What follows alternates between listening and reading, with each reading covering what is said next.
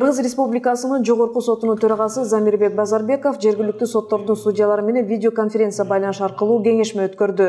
Жыйында Кыргыз Республикасынын судьяларын ротациялоого байланышкан мамлекет башчынын жарлыктары тууралуу маалымат берип, соттор 100% ротация болгондугун маалымдады. Төрага кеңешменин катышуучуларына өткөн айда Кыргыз Республикасынын судьяларынын 12-чи курултайында Кыргыз Республикасынын президенти Садыр Жапаров акыркы жылдарда жергиликтүү сотторду тандоодо тең салмактуулук эске алынбай жаткандыгын баса белгилегендигин эскертти.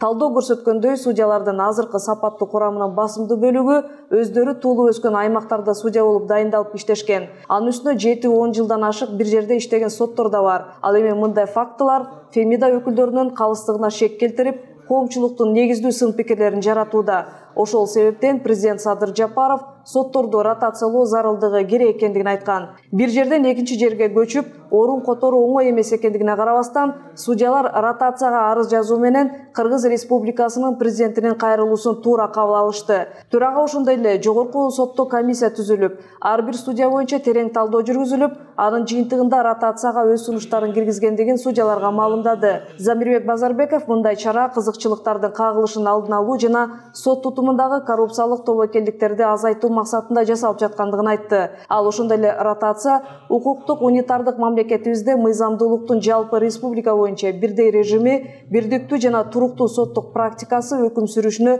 түрткү болорун кошумчалады.